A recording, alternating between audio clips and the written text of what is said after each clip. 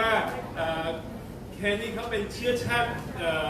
เวียดนามแต่เป็นชนชาติอเมริกันนะครับแต่จิตใจเขาก็คือเป็นคนไทยแม้ทั้ง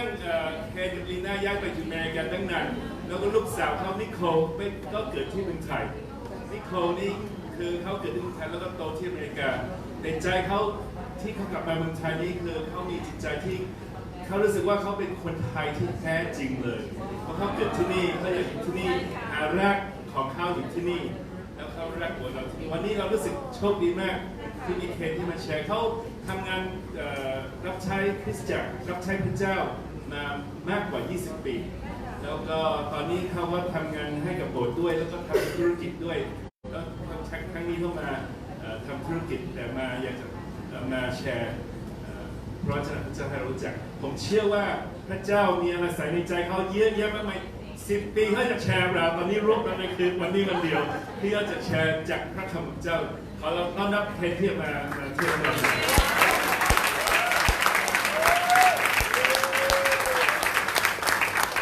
วัสดีครับทุกคนพี่เคนตื่นเต้นมากดีใจมากที่มีโอกาสมากับเมืองไทยแล้วก็เจอกันกับทุกคนเคนกับลีน่าคิดถึงคุณมากแล้วก็อยู่ที่เมืองไทยพักนี้ประมาณ1 อาทิตย์แล้วแล้วก็ขึ้นประมาณ2 กิโลเอเมนพี่เคน โอเคผมลงไปแล้วไม่มีหน้าที่แล้ว no more So Lena and I really what Sakun shared is so true. We love Thailand, the Thai people, definitely the Thai church. ก็เคลิน่าก็อย่างที่สุคนบอกก็รู้สึกจริงมากเพราะว่าเราก็รักคนไทยแล้วก็คริสตจักรในประเทศไทย And Lena and I would bring out, we still have our Thai books, so we would bring out our Thai books sometimes just to forget, Thai, just to remember the words. บางครั้งเราก็เอาเรียนภาษาไทยนะครับเพื่อฝึกไม่ลืมภาษาไทยว่าคำพูดภาษาไทยเป็นยังไงเราอยากจะเรียนภาษาไทยดีกว่าพี่สุดเลยแน่นอนครับเดี๋ยวผมแปลภาษาอังกฤษก็ได้พวกเรานี่นะKen really we're so grateful for Sukun and A ก็ผมกับลีน่ารู้สึกขอบคุณกับสุคนเอง I know this is a little bit weird because Sukun is translated สุคนแปลดี But over the years we are so grateful that they have stepped up to really love they've always loved the church but just to really step up to lead the church ก็รู้สึกซาบซึ้งเขามากเพราะว่าหลายๆปีแล้วเขารักคริสตจักรแต่ว่าที่จะลุกขึ้นมาที่จะช่วยนำคริสตจักร And I'm just really amazed at their faith and their continuing faith in serving ก็รู้สึกทึ่งมากสำหรับความเชื่อของเขาแล้วเขามีความเชื่อต่อเนื่อง and really loving God แล้วก็รักพระเจ้า and I'm so grateful to have this chance thank you so much ก็รู้สึกขอบคุณมากที่มีโอกาสที่มาแชร์ but just like Sukun shared Nicole loves Thailand ก็เหมือนนิโคลแชร์เหมือนกับสุคนแชร์นิโคลรักประเทศไทยมาก and for many years Nicole was actually really mad at me หลายปีนิโคลรู้สึกไม่พอใจกับผม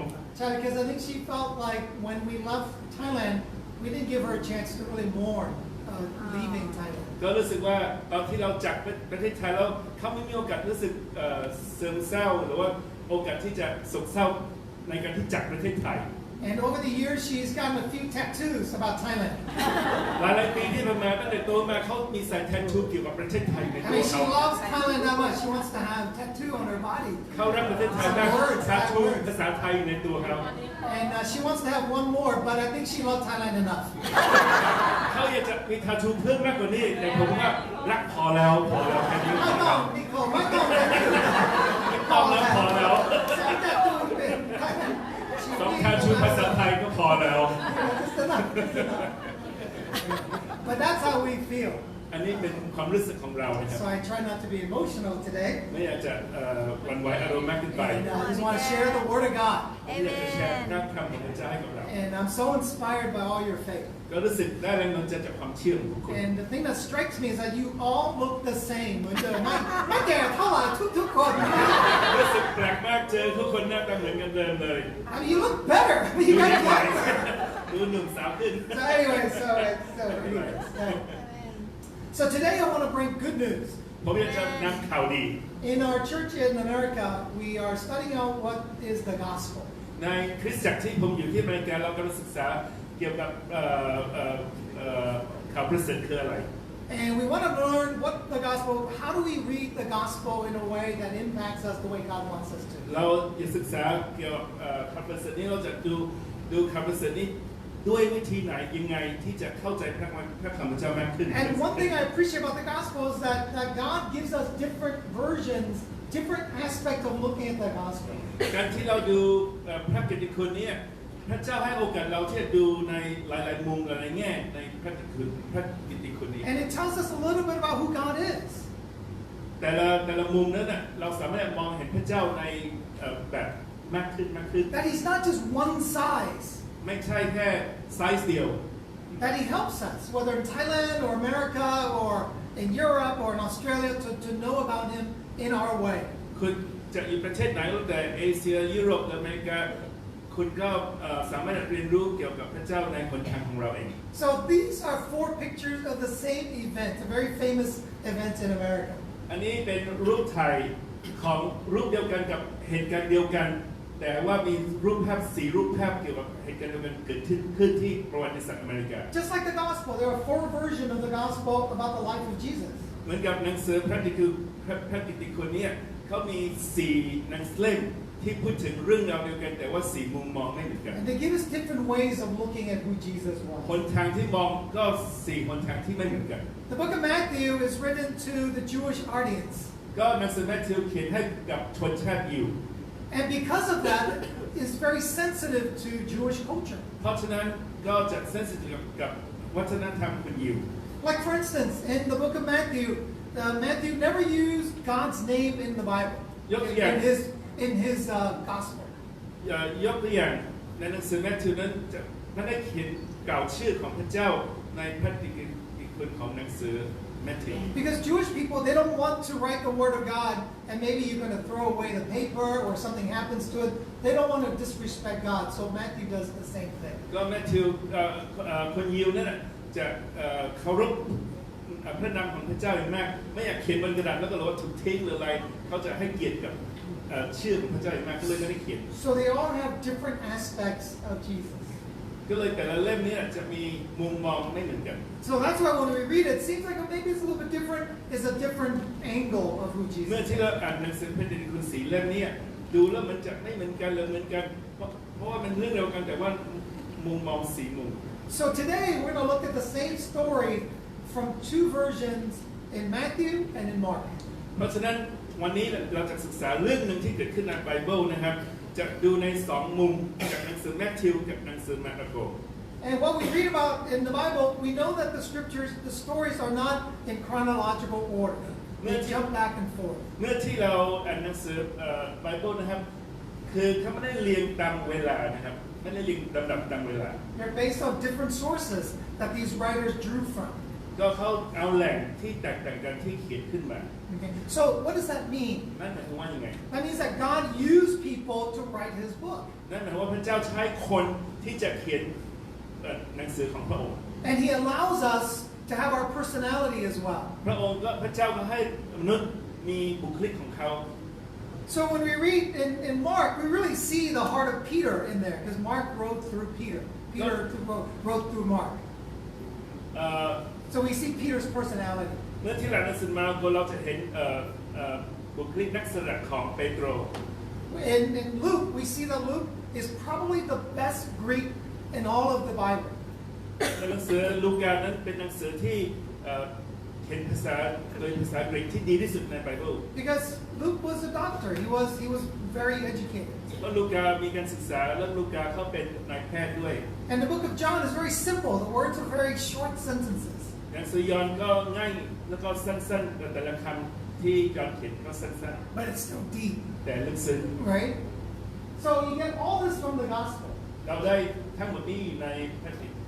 ติคุณทั้งหมด So what did the gospel writers care about? นั่นหมายถึงว่าในหนังสือพระกิตติคุณผู้เขียนพระกิต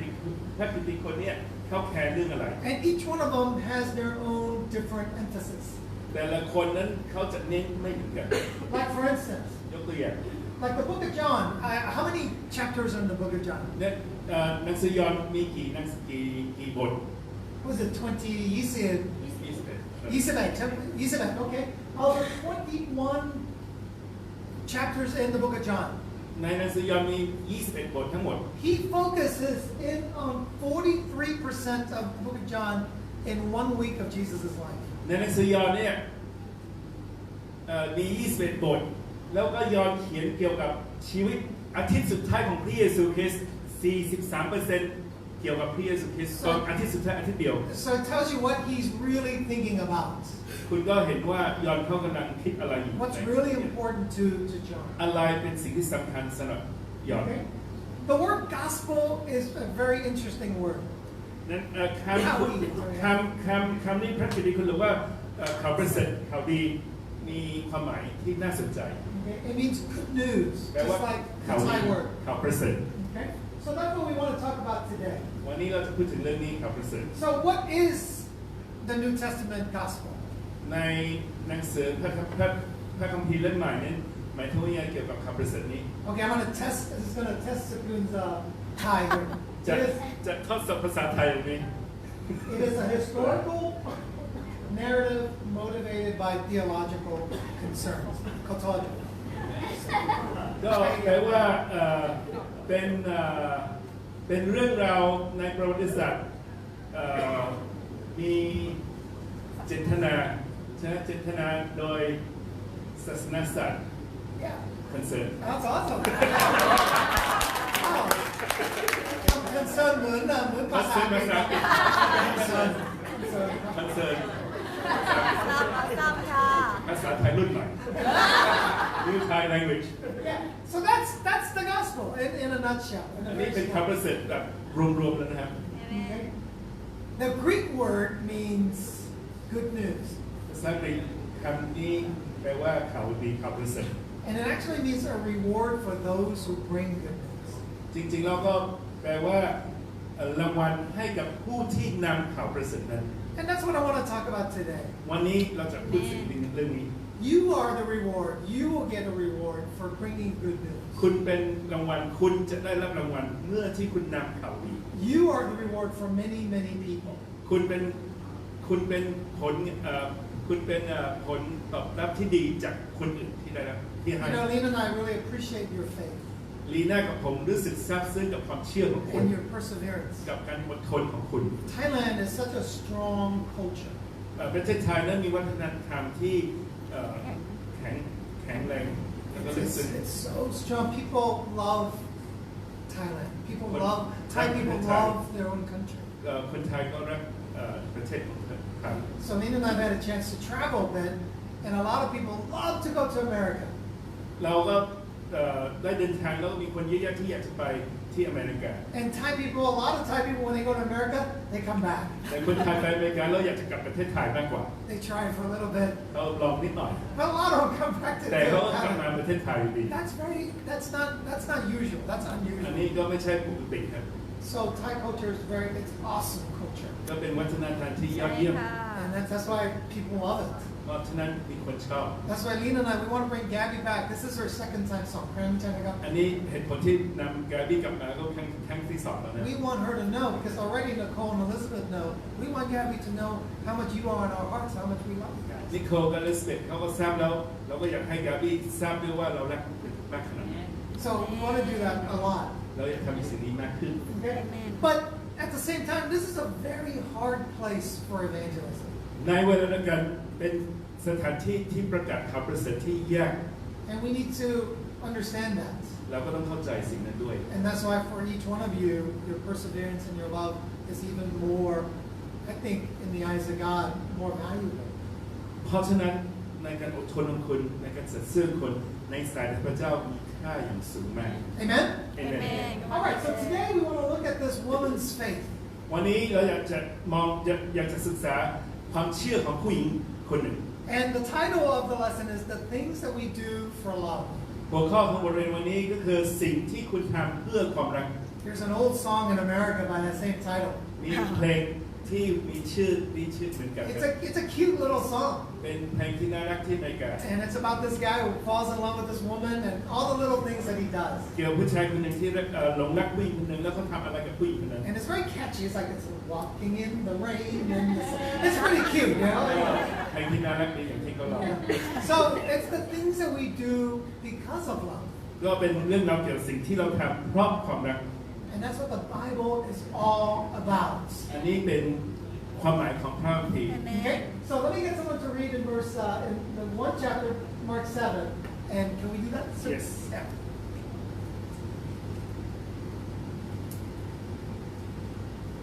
สุขุมฝึกหัดตลอดคืนทุกโมง ใช่แล้วครับทั้งคืนมาระโกบทที่7ข้อเดี๋ยวผม24 to 30 Yes.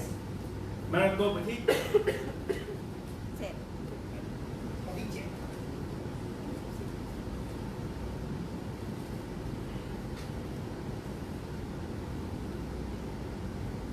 มาระโกบทที่7ข้อ24ถึง30พระองค์จึงเสด็จออกจากที่นั่นไปยังเขตแดนเมืองไทรัสและเมืองไซดอนแล้วเขาไปในบ้านหลังหนึ่งประสงค์จะไม่ให้ใครรู้ แต่พระองค์ไม่อาจหลบพ้นได้ เพราะผู้หญิงคนหนึ่งที่มีลูกสาวเล็กๆถูกผีโสโครกสิงทันทีที่ได้ยินว่าข่าวของพระองค์ก็มาเฝ้าและกราบลงที่พระบาทหญิงผู้นี้มีเชื้อชาติซิริฟีเนียสเป็นคนต่างศาสนานางทูลอ้อนวอนขอให้พระองค์ขับผีออกจากลูกสาวของนางพระเยซูตรัสกับนางว่าให้ลูกๆกินกันอิ่มเสียก่อนเพราะว่าไม่สมควรที่จะเอาอาหารของลูกๆโยนให้กับพวกสุนัขแต่นางทูลตอบว่าจริงเจ้าค่ะแต่สุนัขที่อยู่ใต้โต๊ะนั้นย่อมกินอาหารเหลือแดนของลูกๆแล้วพระองค์ตรัสกับนางว่าเพราะถ้อยคำที่ท่านจงกลับไปเถิดผีออกจากตัวลูกสาวของท่านแล้วหญิงผู้นั้นเมื่อกลับไปยังบ้านของตนก็พบว่าลูกสาวนอนอยู่บนที่นอนและผีออกจากตัวแล้ว Amen. I was going to have Sukun read the other part too, but it's a little bit painful, so let's just stop with one. ตอนแรกอยากจะให้อ่านอีกบทหนึ่งเหมือนกันแต่ฟังแล้วรู้สึกเจ็บปวดมากก็เลยแค่นี้ก็พอ It's about the same story. เจ็บปวดเหลือเกินนะเป็นเรื่องราวเดียวกันแต่ว่าไม่ต้องพูดต่อไปฟังแล้วก็หายใจไม่ทันใช่ไหมครับ Such a great story. Isn't it a great เป็น story? เรื่องราวที่ดีมาก And number one is that the things we do for love, Jesus persevered even though he was tired. สิ่งที่เราทำเพื่อความรักนะครับพระเยซูพระองค์นั้นอดทนแม้กระทั่งพระองค์เหนื่อย I love how honest the Bible is. เราชอบที่พระคัมภีร์ไบเบิลซึ่งตรงไปตรงมา When I read this, I really can relate to this. เมื่อที่ผมอ่านอย่างนี้ผมสัมผัสเข้าใจได้ The Bible says that he went into a house and he says he didn't want anyone else to know. พระไบเบิลบอกว่าพระองค์เข้าไปในบ้านแล้วไม่อยากให้ใครรู้เลยว่าเขาเข้าไปในบ้านนั้น Have you ever felt that way? คุณเคยรู้สึกไหมเข้าไปบ้านเขาไม่อยากให้ใครรู้ I do all the time. เป็นตลอดเวลาเล You know, we do things, we run around, we go to work, we meet people, but there is a time when we go, me time. เราทำงานไปนู่นไปนี่แต่มีเวลาบางเวลาที่เราอยากจะมีเวลาส่วนตัวของผม Isn't it great to know that Jesus felt the same way? คุณรู้สึกดีไหมว่าพี่เยซูคริสต์มีความรู้สึกเดียวกันกับคุณ That's what I appreciate about Jesus. สิ่งนี้ผมซาบซึ้งกับพระองค์ He wasn't so beyond us that he didn't know how we พระอง feel. ค์ไม่ได้เหนือชั้นกว่าเราจนถึงว่าพระองค์สัมพันธ์เราไม่ได้ That we get tired. แต่พระองค์เหมือนเราเหนื่อยได้เหมือนกัน You know, life can be tired. ชีวิตก็เหนื่อยได้ Time I got. ใช่ไหมครับ I mean, when I heard that Kenneth passed away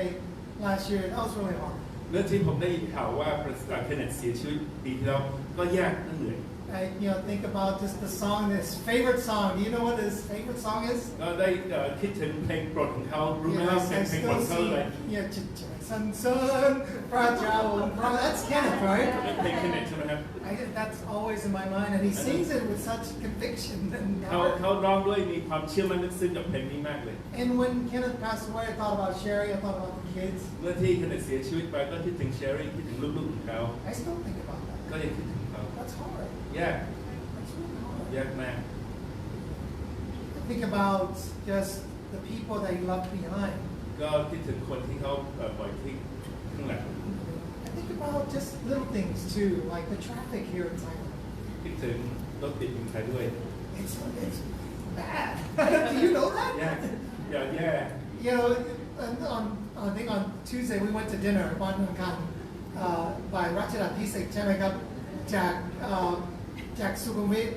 ถึงพระราม4ชั่วโมง I mean 1 ชั่วโมง We just sat there for 1 hour. นั่ง1 ชั่วโมงเลยครับ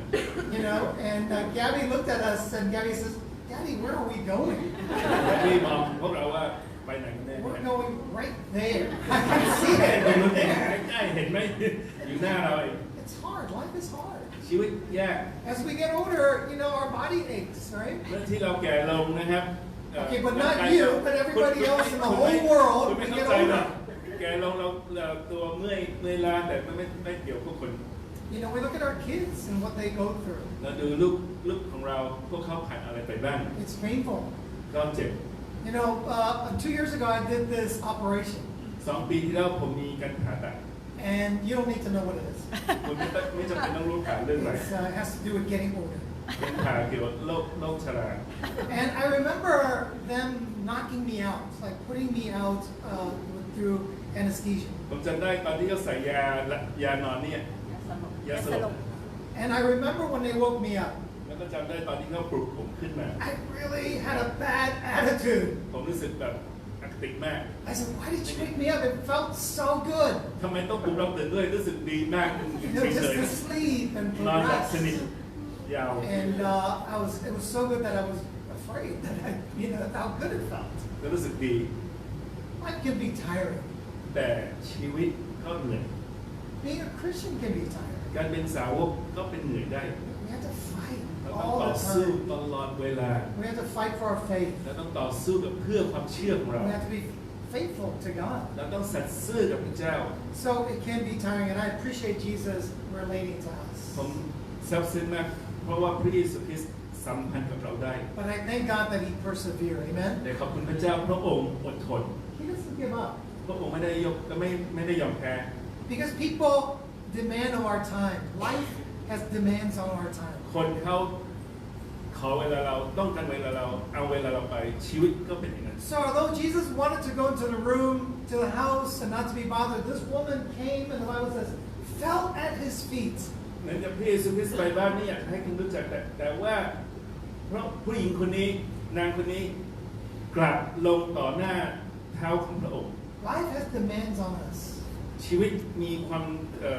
มต้องการจากเราเยอะ And if we don't get the love that we get from God, ถ้าเราไม่ได้รับความรักของ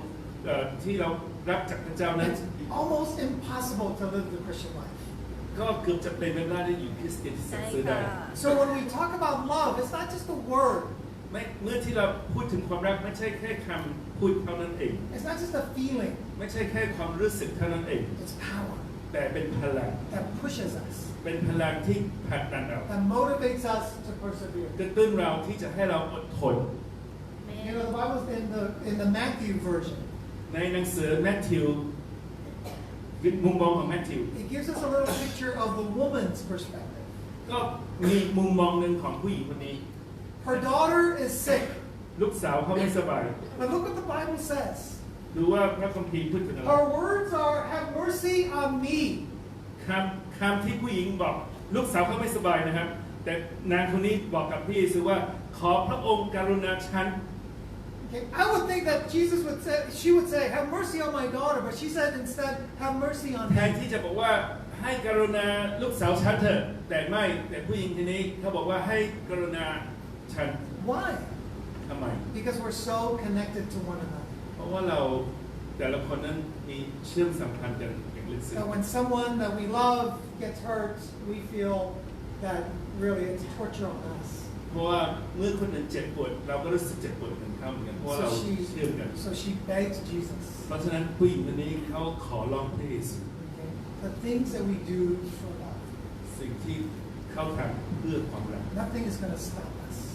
ไม่มีอะไรหยุดได้เมื่อที่เราทำเพื่อความรัก In another passage, the Bible says that the disciple says, go ahead and send her away. ใน ในอีกข้อหนึ่งในแมทธิว15พูดถึงว่าสาวกพระเยซูคริสต์บอกกับพระองค์ว่าไล่คนพวกนี้ไปจากที่นี่เลยไล่ผู้หญิงคนนี้ออกจากที่นี่ So we have pressure from so many different places. เราได้ถูกกดดันพระองค์ได้ถูกกดดันหลายๆแง่หลายๆมุม People didn't want her to bother Jesus anymore มีคนไม่อยากให้นางคนนี้มารบกวนพระเยซู and just say, get rid of her. ก็ให้เขาไปเลย I appreciate Jesus persevering. แต่เราซับซึ้งพระเยซูคริสต์อดทน I appreciate Nicole sharing. I think it's so easy for Jesus to give up on us in so many ways. ก็ซับซึ้งนิโคลที่แบ่งปันว่าพระเยซูคริสต์อาจจะเลิกกับเราง่ายหลายๆแง่ตลอด If we think about all the things that we've done. ถ้าคิดถึงว่าเราทำอะไรต่อพระองค์ Point พระองค์ number น่าจะยอมเลิกเราแต่ว่าประเด็นที่สอง 2. The woman, and we persevere even though we are tested. ประเด็นที่สองคือว่าเราอดทนแม้แค่เราถูกทดสอบ The things that we do for love. อะไรที่เราทำเพื่อความรัก Okay? Look what สิ่ the งที่เรา Bible ทำเพื่อ says. ความรักไบเบิลพูดไง Jesus answered this woman, I was only sent, I have a focus. I was only sent to the Jewish people. ก็พระเยซูตอบรับผู้หญิงคนนี้บอกผู้หญิงว่าเราถูกส่งมาเพื่อแกะที่ลงหายของชนชาติอิสราเอลเท่านั้น Can you imagine that? คุณนึกภาพอยู่ This woman comes to Jesus, begs him to help heal her daughter, and Jesus says, I can't. นึกภาพดูผู้หญิงคนนี้มาหาพระเยซูขอร้องพระองค์ที่จะช่วยลูกสาวของเขาแต่พระเยซูว่าไม่ได้ Well, how would we react? คุณจะรู้สึกยังไงกับพระองค์ What would we do? Would we walk away? คุณถูกปฏิเสธแล้วคุณเดินไปเลยจากไปหรือเปล่า Don't forget, this is not like just me and Jesus, you know, no one else is watching. Everybody is watching. ตอนนี้ทุกคนกำลังมองคุณอยู่ Maybe we're tempted to feel brainchild, right? เราจะรู้สึกเกรงใจก็ได้ You know, I don't want to impose on Jesus anymore. เกรงใจพระเยซูคริสต์ไม่อยากจะขอ Oh, มากกว่านี้อีกแล้ว maybe I tried already. หรือว่าเราคิดว่าเราลองไปแล้ว And we feel good about ourselves. We go, you know, I tried. รู้สึกดีแล้วเราลองแล้วแค่นั้น Or what do we say? Or maybe Jesus doesn't care. หรือว่าพี่ถือว่าพระเยซูไม่แคร์เลย Have you ever felt that way? คุณรู้สึกเป็นอย่างนั้นหรือเปล่าว่า All these things go in our คุณ minds. ไม่แคร์พระเยซูไม่แคร์ You know, don't you care, Jesus? Don't you care what I'm พ going ระองค์ไม่ through? แคร์เหรอ Don't you know what I'm feeling? คุณไม่รู้เรารู้สึกยังไงเหรอ And I know that. Sometimes we feel that way as well. บางครั้งเราก็รู้สึกอย่างนี้กับชีวิตเรา So that's not the worst part. แต่นี่ไม่ใช่แย่ที่สุดนะครับส่วนหนึ่ง And Jesus says, I only came for the Jews. พระเยซูคริสต์พูดนี้ไม่ใช่แย่ที่สุดนะ The things that he said next is really challenging. ที่พระองค์บอกว่าเรามาหาคุณยิวอย่างเดียวอันนี้ไม่ใช่แย่ที่สุดสิ่งที่พระองค์จะพูดต่อ And ยิ่ I งหนั want กกว่านี้ us to think about the most challenging thing in our lives that people can offend us with. เราอยากจะให้เราคิดถึงว่าชีวิตของคุณพวกเราเองอ่ะมีใครพูดอะไรที่ทำให้เราเจ็บไหม Jesus said, พระเยซูบอกว่า oh, the woman says, I don't care what you say, who you came for. ผู้หญิงแต่ตอนแรกผู้หญิงบอกว่าไม่สนใจคุณจะพูดว่าไม่สนใจที่คุณปฏิเสธฉันพูดอะไรฉันก็อยากขอพระองค์ Help me. ช่วยฉัน You know, when I think about this passage, เมื่อที่ผมคิดถึงข้อพระคัมภีร์นี้ it really convicts me. ทำให้ผมบั่นใจ How much do I really love people? ผมรักคนมากขนาดไหน You know, when we look at the people today, when we go to the BTS station, when we go to work, เมื่อที่เราไปทำงานไป BTS เจอคน and we look at people's lives, เจอชีวิตของคน do we think about what's going on in their เรา lives? คิดถึงชีวิตเขาที่เกิดขึ้นไหม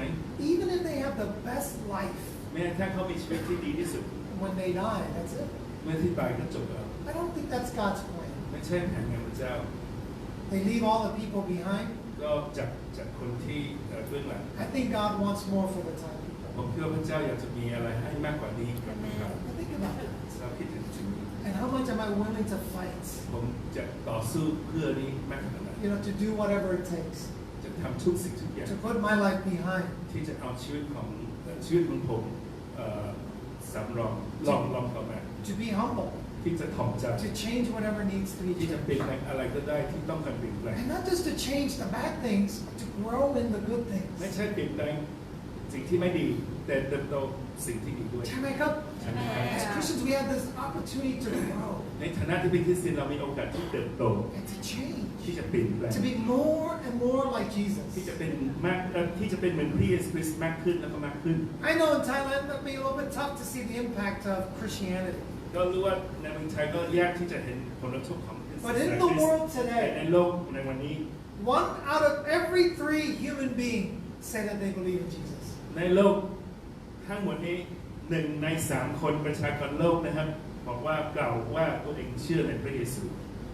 About 2.5 billion people around the ป world, ระมาณ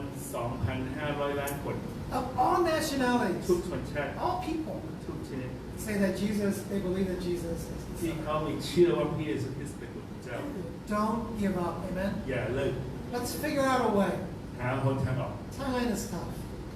ใช่ประเทศไทยท้า It's ทาย not easy. ไม่ง่าย Let's figure out a way. แต่หาทางออก Let's try something new. หาอะไรใหม่ Faithful to God. สัตย์ซื่อกับพระเจ้า But let's cry out to God no matter what people say. เรียกร้องหาพระเจ้าแม้อะไรคนไทยพูดอย่างนั้นแล้วแต่เรา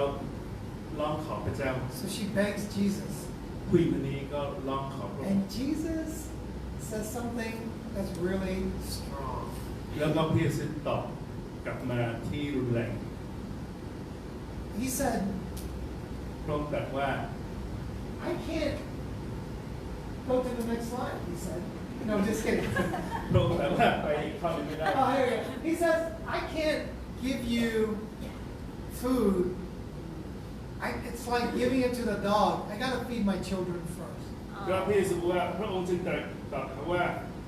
การเอาอาหารของลูกโยนให้กับสุนัขก็ไม่สมควร Oh, by the way, what happened to all the soy dogs? Where did they go? หมาแถวปากซอยอยู่หายไปไหนหมดที่นี่ No, really, where are they? I don't see them anymore. หมาปากซอยหายไปหมดที่ไหน I missed them. Get them soy dogs. หมาข้างถนนซอย51 So, well, we were looking, Nicole and I were looking for soy dogs together. ที่เขา So, เป็นมาหาหรือว่าหมาแถวดำถนนหายไป that's หมด basically what Jesus says. Jesus said, I got to feed the children first before I give it to the soy dogs. พระเยซูคริสต์บอกว่าเราต้องให้กับอาหารกับลูกของเราก่อนที่จะเอาให้ไปสุนัข Here's where the woman was really tested. นี่แหละผู้หญิงคนนี้ถูกทดสอบอย่างสูง You know, prejudice was really rampant in Jesus' day. การที่ในยุคของพระเยซูคริสต์การที่ดูถูกชนชาติที่แตกต่างกันดูถูกเนี่ยเป็นเรื่องใหญ่มาก They really looked down on these people. ชนชาติสมัยนั้นเขาดูถูกอีกชนชาติหนึ่ง Because Jesus was not with the Jews, he's with other people. เพราะตอนนี้พระเยซูไม่ได้อยู่กับคนยิวเขาอยู่กับคนต่างชาติ And he said this to this woman. He's using these words that were popular, that was popular at that พระเย time. ซูใช้คำนี้ซึ่งเป็นคำที่พูดปกติในสมัยนั้น How many of us would be offended? เรารู้สึกจากoffended เรารู้สึกถูกดูถูกไหมอีกคนที่รู้สึกถ้าพระองค์พูดอย่างนี้คนจะรู้สึกถูกดูถูกไหม I think a lot of us, right? ผมคิดว่าส่วนใหญ่ใช่ไหมครับ We hurt each other. เราทำให้ซึ่งกันและกันเจ็บได้ We're not perfect people. เราไม่ใช่เป็นคนที่ We say things that hurt each other, even when we don't mean to. เราอาจจะพูดอะไรที่ทำให้ซึ่งกันและกันเจ็บแม้ถ้าเราไม่มีเจตนาที่ท You know what I appreciate about this woman? ำสิ่งที่ผมซาบซึ้งผู้หญิงคนนี้ She ก็ไม่อะไร doesn't care. เขาไม่สนใจอะไรทั้งสิ้น She cares more about her daughter เขาสนใจอะไรสนใจลูกสาวเขามาก than กว่า her being hurt, เขาสนใจลูกสาวเขามากกว่าตัวเองจะเจ็บ than her being หรือ offended. ว่าตัวเองถูกดูถูก And this is what she said. แล้วนี่สิ่งที่ผู้หญิงคนนี้บอก She said that even the dogs get a little something. แม้ช่างหมาสุนัขก็ยังได้บางสิ่งบางอย่าง What a great นิดหน่อยก็ได้ answer. What a great answer. ก็เป็นคำตอบที่ยอดเยี่ยม This scripture convicts me a lot. ข้อพระคัมภีร์นี้ทำให้ผมบาดใจมาก I get so offended sometimes. ผมรู้สึกน้อยใจง่าย I feel like I do so much. รู้สึกว่าทำได้เยอะแยะ Oh, you don't know me. How can you say that to me? คุณไม่รู้จักผมทำไมคุณจะตอบว่าผมได้ยังไง Don't you know who I คุณ am? ไม่รู้จักผมเป็นใครเหรอ Or what I've done? คุณรู้ผ Or, มทำอะไรบ้างเหรอ you know, and we feel really offended. แล้วรู้สึกว่าน้อยใจ And I think so many times แล้วก็หลายๆครั้ง we lose opportunities when we're offended. หลายๆครั้งเราสูญเสียโอกาสเมื่อที่เราน้อยใจ And we walk away แล้วก็เราเดินจากส from ถานการณ์ไป something that is great. เราเดินจากสถานการณ์บางสิ่งบางอย่างอาจจะเป็นเรื่องยิ่งใหญ่ก็ได้ In just the next page. แค่อีกหน้าเดียว Because we're not there anymore. Because we're offended and we walked away. เราถูกเราน้อยใจเราเดินจากไปสถานการณ์โดยที่ไม่ไปต่ออีกหน้าหนึ่ง The Bible teaches us don't get easily offended. ก็ไบเบิลถ้าพูดถึงข้อนี้ก็คืออย่าน้อยใจง่าย Let's think about the big picture. ๆช่วยคิดภาพใหญ่ You know, the Bible says, Paul says, why not rather be wrong? เปาโลบอกว่าทำไมให้ตัวเองผิดไปเถิด So that we can accomplish the bigger picture. เพื่อที่จะได้ผลงานที่ภาพใหญ่ให้สำเร็จมากกว่าตัวเอง Amen? ผิด Isn't that how God is? อันนี้เป็นพระเจ้าไม่ใช่เหรอ God looks at our sins พระเจ้าดูบาปของเรา every day. ทุกวัน He sees everything that we do.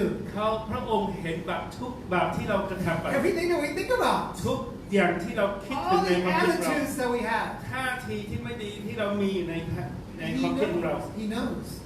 พระองค์ But He loves us รู้หม so ด much that He keeps the big picture. แต่พระองค์ยังรักเรามากเพราะว่าพระองค์มองภาพใหญ่ให้ชีวิตของเรา Amen. We're going to close out in this point. เราปิดท้ายด้วยข้อสุดท้ายนี้ We persevere because we will be rewarded. เราอดทนเพราะว่าเรามีความเชื่อว่าเราจะถูกได้รับรางวัล You know, as I get older, เมื่อที่ผมแก่ลง I look forward to being with God. ผมก็เริ่มที่จะรอคอยไม่ได้ที่จะไปอยู่กับ Not เจ้า in this world where it's so limited ไม่คิดถึงโลกนี้เพราะโลกนี้จำกัดเหลือเกิน because of my own sin, because of my own heart, my own limitation. I can only see God so in such a limited way. เพราะว่าบาปของผมวิธีการของผมแค่เห็นพระเจ้าจำกัดแค่นิดเดียวเอง I can't wait to see God ผมรอไม่ได้ที่จะไปพบพระเจ้า through eyes that are unhindered by sin. ผ่านสายตาที่ไม่ได้กระทบโดยบาปตัวผมเอง I love this passage. ผมชอบข้อพระคัมภีร์ข้อนี้ Jesus says, even the dogs eat the crumbs from the master's table. Jesus says, I think I made a mistake. Jesus says, because of your response. พระเยซูบอกว่าเพราะการตอบสนองของคุณ Jesus was amazed at this woman's response. พระเยซูคริสต์ทึ่งมากกับการตอบสนองของผู้หญิงคนนี้ Jesus says that your daughter is here. เพราะการตอบสนองคุณอย่างนี้ลูกสาวคุณหายเลย Isn't that amazing? น่าทึ่งไหมครับ She must have been a great woman. ผู้หญิงนี้น่าทึ่งมาก I would love to meet this woman. ผมอยากเจอผู้หญิงคนนี้มากเลย Just her faith ความเชื่อของเขา and her dignity คือ and her ศักดิ์ศรี strength ของ and เขา her strength ความเข้มแข็งของเขา and her love for her daughter. Amen? ความรักของเขาที่ให้กับลูกสาว I love this passage here. ผมชอบข้อความเพียงข้อนี้ Revelation talks about the end times. ในหนังสือวิวรณ์พูดถึงในวันยุค He says, then I saw a new heaven and a new earth. แล้วข้าพเจ้าเห็นฟ้าสวรรค์ใหม่และแผ่นดินโลกใหม่ Not an imperfect world, not something a little bit better, but something completely new. ไม่ใช่โลกที่ดีขึ้นกว่าโลกที่มีอยู่ตอนนี้ แต่ว่าเป็นสวรรค์เป็นโลกที่ใหม่เอี่ยมหมดเลย He says, they will be his people. แล้วก็บอกว่าเขาจะเป็นชนชาติของพระองค์ And God himself will be with them and be their God. และพระเจ้าพระองค์จะอยู่กับพวกเขาด้วยพระองค์เองและจะเป็นพระเจ้าของเขา And this is one of my favorite passages of all the Bible. แล้วก็ข้อนี้เป็นข้อที่ผมชอบมากที่สุดใน As I get older เมื่อที่ผมแก่ลง I know there's a lot of hurts. เรารู้ว่ามีการเจ็บปวด You look at the world today, เราดูโลกของเรา it's a little bit painful. ต้องเจ็บ You see the relationships that have been severed เราเห็นความสัมพันธ์ที่ถูกแบ่งแยก and the way that we hurt each other. หรือว่าวิธีการที่เราทำให้ซึ่งกันและกันเจ็บ And we try to do our best. แม้ทั้งเราทำดีที่สุด And I love this passage. เราชอบข้อพระ That คัมภีร์ God himself will wipe away every ที่ tear. นี่บอกว่าพระเจ้านั้นจะลบน้ำตาทุกน้ำตาออก Amen? Amen. So let's persevere. เพราะฉะนั้นขอให้เราอดทน Let's love Thailand more than anybody else in the world. แล้วก็ให้เรารักประเทศไทยมากกว่าใคร And let's bring good news to แล้ว Thailand. ก็ Amen? นำข่าวประเสริฐมาให้กับทุก How ท่าน about Thank you.